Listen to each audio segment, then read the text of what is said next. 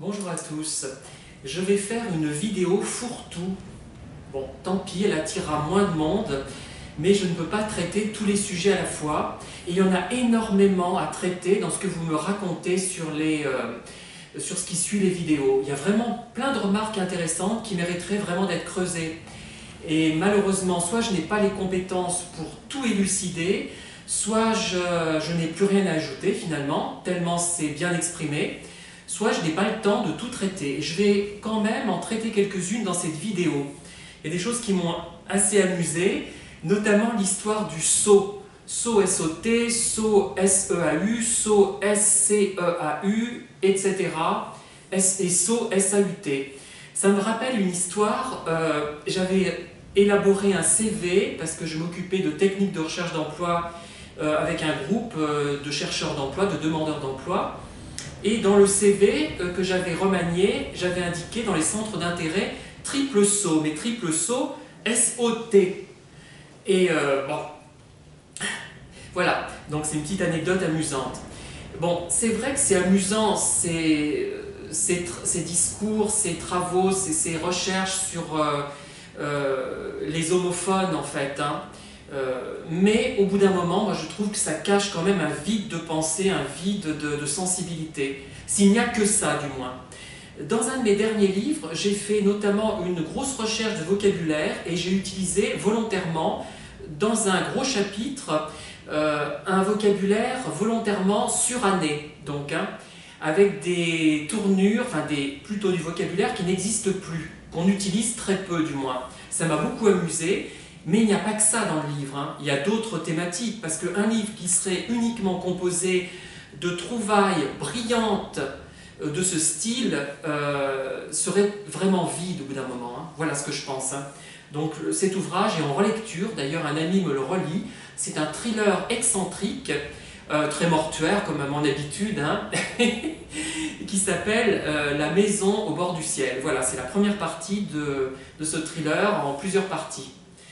Mais je ne vous en dis pas plus, il n'est pas encore sorti.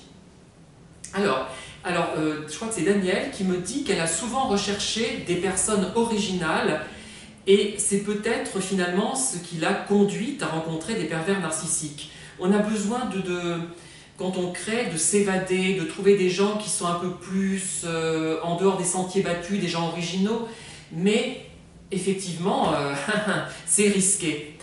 Par contre, ce qui m'inquiète, c'est qu'elle m'explique qu'en Creuse, il y a beaucoup de PN. Ah bon?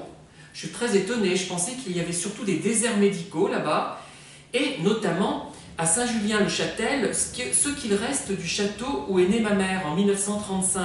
Si vous connaissez la maison de maître, château, je ne sais pas comment on peut l'appeler, à Saint-Julien-le-Châtel, c'est là que ma mère est née en 1935, le 1er mars 1935. Voilà. Alors, j'en reviens à Danielle qui me dit que grâce au net, elle a trouvé des gens originaux et pu communiquer sur des thématiques un peu plus en dehors des sentiers battus. Je suis un peu de son avis, mais en même temps, si on se limite trop au net, on finit par tourner en rond et par être cloîtré chez soi. Donc il faut quand même un peu plus, à mon avis. Hein. Alors, quelqu'un me dit, j'ai pas noté tous les noms malheureusement, que Romain, elle écoute Romain aussi, Catherine et notamment, je pense aussi à Stan. Et ces trois profils, moi, me séduisent beaucoup. Hein. Non seulement par leur discours, qui est très intéressant, chacun a un niveau, pas un niveau, avec une approche différente finalement, qui n'est pas toujours la même, enfin, ça revient au même finalement, on raconte tous la même chose avec quelques petites variantes, en prenant le sujet d'une manière ou d'une autre, mais les trois profils finalement sont très séduisants. Je suppose que ce sont des gens qui à un moment ou l'autre de leur vie, enfin au moins deux des trois, ont été victimes de pervers narcissiques. Hein. Catherine l'explique, Romain également, Stan je ne sais pas, mais donc il y a Romain qui est vraiment... qui a beaucoup de séduction avec cet accent particulier, ce physique et cette mèche, j'aime beaucoup, enfin, c'est un plaisir de regarder ces vidéos.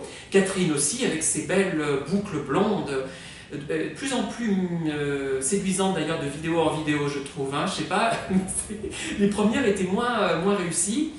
Et Stan, qui est un véritable athlète, en plus, jeune et athlétique. Donc vraiment, il y a vraiment à la fois le discours et l'apparence physique des protagonistes. Je suis très franche, très direct. Hein, je ne peux pas m'empêcher de dire ce que je pense. C'est horrible. Enfin, c'est très embarrassant parfois pour moi.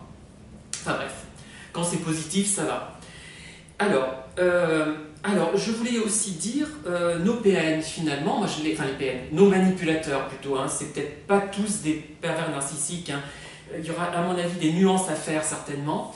Moi tous, je les ai estimés, même si je n'aime pas ce terme estimé parce que ça fait très celui qui se pose en potentiel évaluateur, celui qui est capable d'évaluer, il estime les autres. C'est pas ça. Mais j'ai toujours eu une assez forte admiration pour ces personnes manipulatrices. Et je l'ai encore, hein, finalement. C'est ça le paradoxe.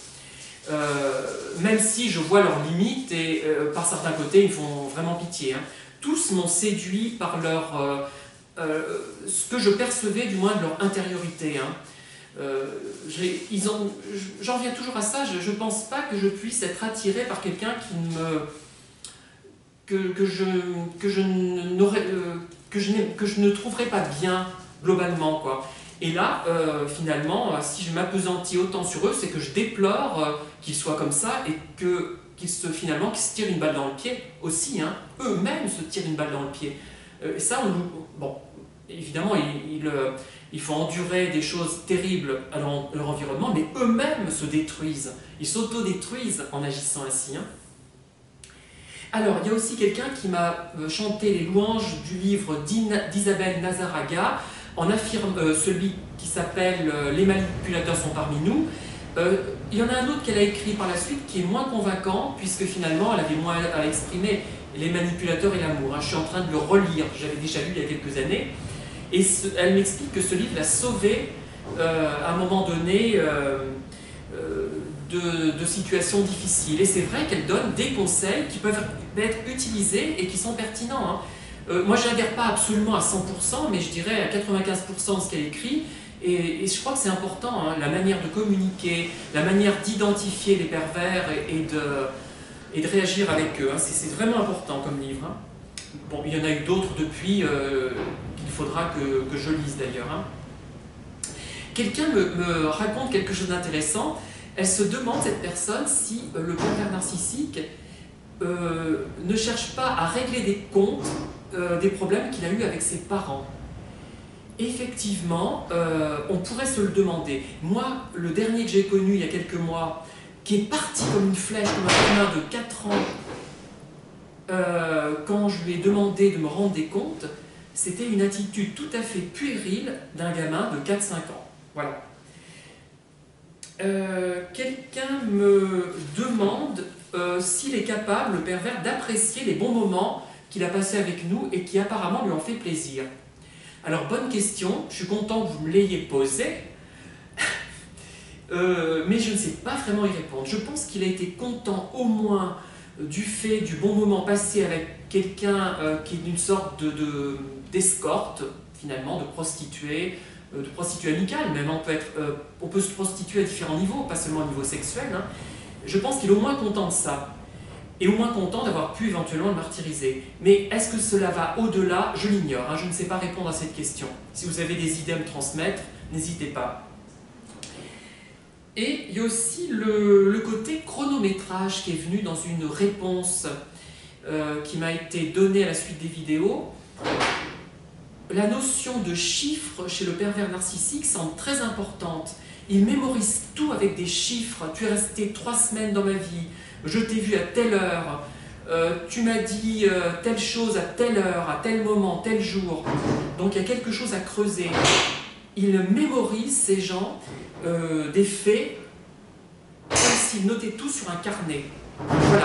Voilà ce que j'avais à vous dire, et je vais maintenant peut-être essayer de voir ce qui se passe, parce que j'entends la fenêtre, ou plutôt une persienne qui est en train de claquer, et je crois qu'il faut que je réagisse. Je vous laisse, à très bientôt.